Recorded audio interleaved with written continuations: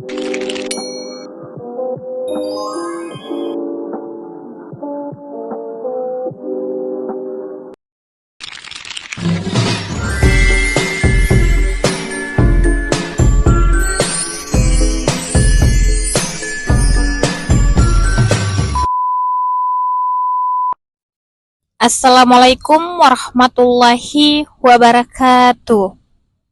Halo teman-teman, kembali lagi bersama saya Yuvita M. Dailami dengan pembahasan yang berbeda yang akan kita bahas teman-teman, yaitu tentang praktik perbankan syariah di Indonesia yang dimana terdapat tantangan dan peluang.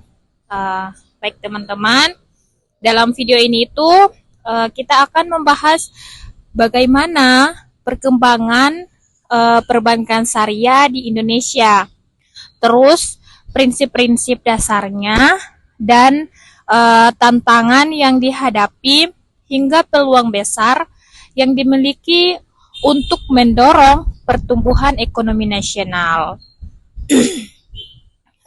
Baik teman-teman, selanjutnya yaitu sebelum kita masuk ke pembahasan yang pertama, selanjutnya perlu teman-teman ketahui bahwa perbankan syariah itu adalah sistem perbankan yang beroperasi berdasarkan prinsip-prinsip Islam, yaitu seperti menghindari riba atau bunga, dan juga seperti gharar atau ketidakjelasan, dan seperti masyir atau spekulasi atau perjudian teman-teman.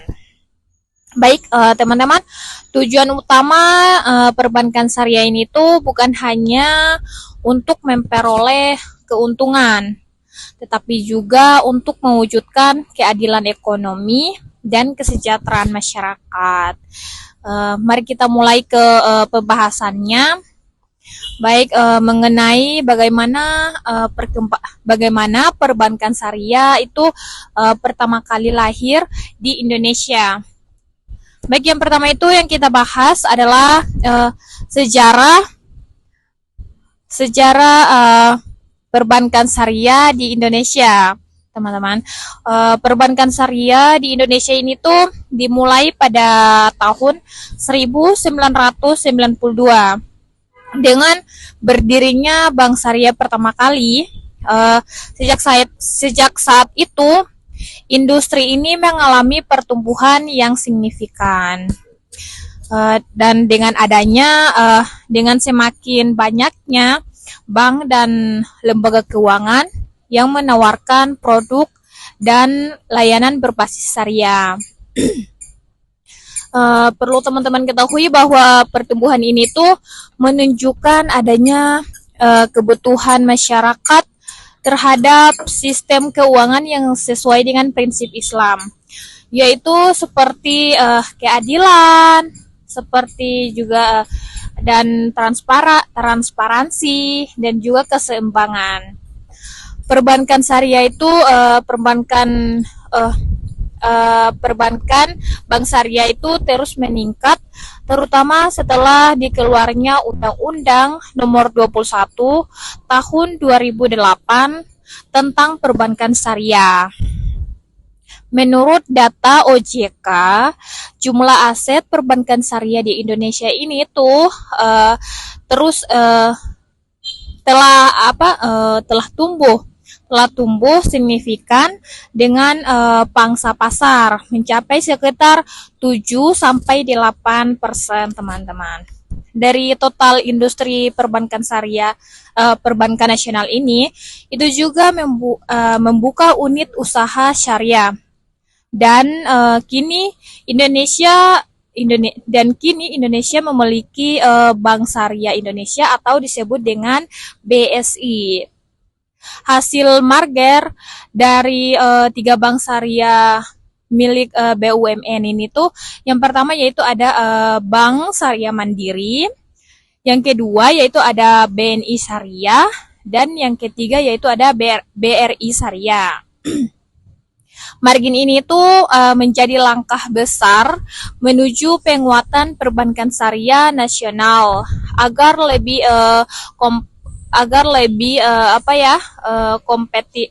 kompetitif teman-teman di era tingkat global. Yang kedua yaitu kita masuk ke pembahasan yang kedua yaitu yang akan kita bahas tentang prinsip dasar perbankan syariah.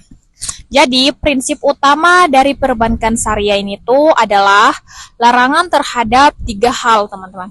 Terhadap 3 hal. Perlu ditanda kutipkan di 3 hal ini tuh disebut dengan yang pertama yaitu ada riba, dan yang riba itu adalah bunga atau tambahan yang bersifat tidak adil. Sedangkan yang kedua yaitu ada gharar.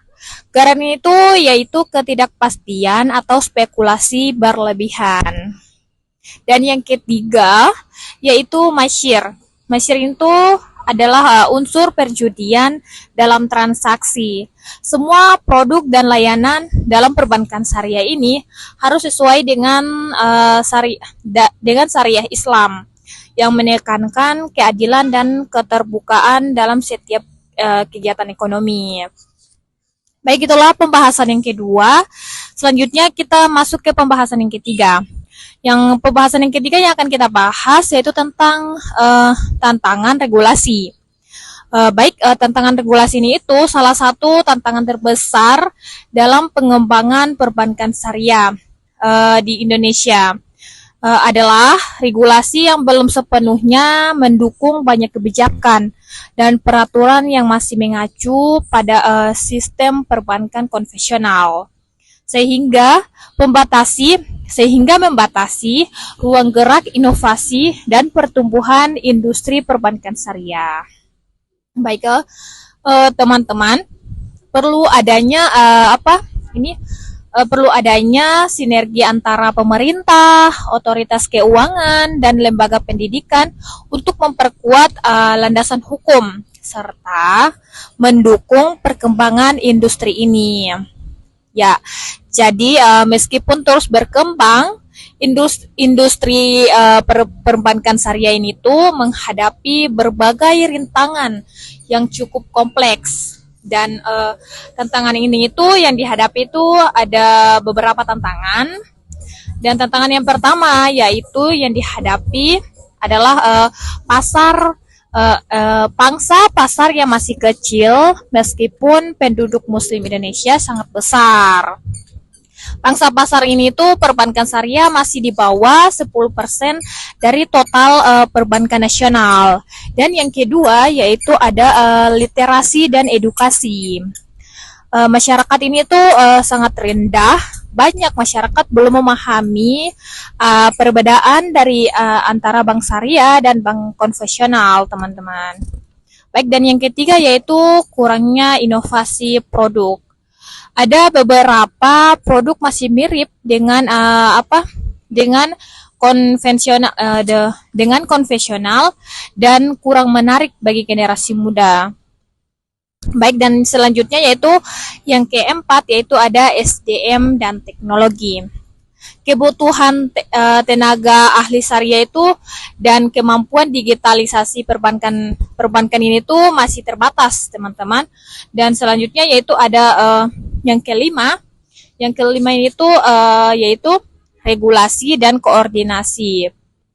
Perlu teman-teman ketahui bahwa yang kelima itu perlu sinergi ya teman-teman, sinergi yang kuat antara pemerintah, OJK, DSN MUI dan juga lembaga keuangan syariah agar pengembangan bisa lebih cepat dan tetap sarana gitu. Selanjutnya kita masuk ke pembahasan yang keempat. Jadi pembahasan yang keempat ini tuh ya akan kita bahas tentang persaingan dengan bank konvensional. Baik, persaingan ini tuh konvensional ini di perbankan syariah ini tuh menghadapi persaingan ketat dari bank-bank konvensional. Itu kurangnya pemahaman masyarakat tentang produk-produk syariah. Dan tingkat kepercayaannya itu yang masih rendah terhadap sistem ini. menjadi hambatan tersendiri bagi masyarakat. Untuk mengatasinya masalah tersebut dapat kita perlukan yaitu edukasi dan sosialisasi kepada masyarakat. Itu sangat penting kita lakukan teman-teman, agar mereka memahami keunggulan dan nilai-nilai keadilan yang ditawarkan oleh perbankan syariah. Jadi seperti itu teman-teman. Mungkin penjelasan yang keempat itu seperti itu. Selanjutnya kita masuk ke pembahasan yang kelima, yaitu yang akan kita bahas tentang peluang perbankan syariah di Indonesia. Jadi peluang ini tuh di balik tantangan ada peluang besar yang bisa menjadi Indonesia sebagai pusat ekonomi dan keuangan syariah di dunia. Peluang utama itu yang perlu teman-teman ketahui ya, peluang utamanya itu adalah populasi muslim terbesar di dunia itu lebih dari 230 juta penduduk muslim. Potensi pasar sangat besar. Dukungan pemerintah itu melalui Master Plan Ekonomi Syariah Indonesia atau MEKSI yang disingkat dengan MEKSI. Pertumbuhan sektor halal itu seperti halal food, fashion, apa lagi ya teman-teman, pariwisata halal dan industri kreatif syariah. Dan juga digitalisasi keuangan itu seperti munculnya fintech syariah, mobile banking syariah dan layanan keuangan digital. Dapat disadarkan kesadarannya terhadap masyarakat itu keuangan etis. Semakin banyak orang yang ingin bertransaksi secara halal dan adil teman-teman. Karena apa? Karena di sekarang ini tuh kan bertransaksi itu kan harus dengan secara halal dan adil. Tidak mungkin kita menggunakannya dengan cara yang haram gitu. Dengan strategi yang tepat, kolaborasi antara lembaga dan peningkatan literasi keuangan, perbankan syariah di Indonesia bisa menjadi kekuatan ekonomi global. Indonesia memiliki populasi muslim terbesar di dunia. Sebuah peluang besar itu bagi industri perbankan syariah dan kesadaran terhadap masyarakat itu sangat penting. Ya, sangat penting dalam keuangan yang halal terus meningkat dengan strategi yang tepat dan dan perlu juga teman-teman ketahui bahwa perbankan syariah itu tuh dapat menarik lebih banyak nasabah dan juga meningkatkan pangsa pasar dan ada juga menjadi pilar penting dalam sistem ekonomi nasional. Baik, mungkin itu penjelasan untuk pembahasan yang kelima. Selanjutnya kita masuk ke pembahasan yang keenam. Jadi yang akan kita bahas tentang pembahasan yang keenam ini itu tentang inovasi produk syariah. Jadi inovasi produk syariah ini tuh merupakan kunci utama agar perbankan syariah terus diminati masyarakat. Diminati oleh masyarakat produk seperti fintech berbasis syariah, pembiayaan mikro dan investasi sesuai prinsip Islam. Dapat juga menjadi solusi untuk memenuhi kebutuhan keuangan masyarakat yang semakin beragam dan semakin inovasi juga akan memperluas jangkauan layanan ke daerah-daerah yang sebelumnya belum terlayani. Jadi, dan yang selanjutnya yaitu kita bahas ke pembahasan yang ketujuh. Pembahasan yang ketujuh ini tuh tentang peran teknologi. Peran teknologi itu memainkan peran penting dalam pengembangan perbankan syariah. Melalui digitalisasi dan aplikasi mobile, terus bank syariah juga dapat meningkatkan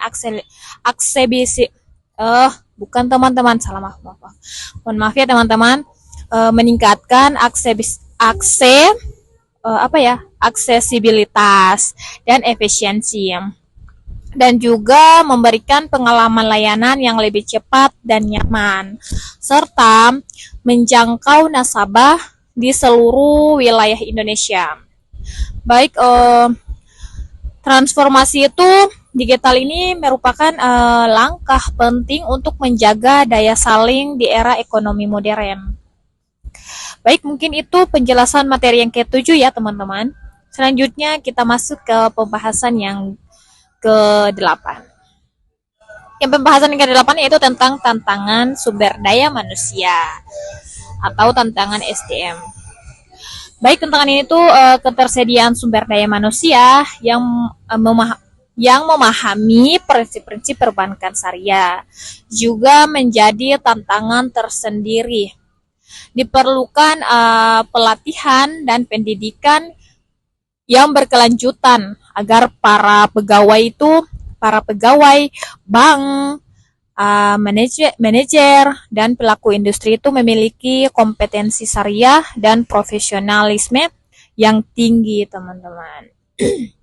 Dengan adanya SDM yang unggul, kualitas layanan perbankan syariah ini tuh akan semakin meningkat. Ya, teman-teman. Iya, semakin meningkat. Baik, baik teman-teman, mungkin pembahasan dari pertama sampai ke-8 tadi itu sudah cukup ya.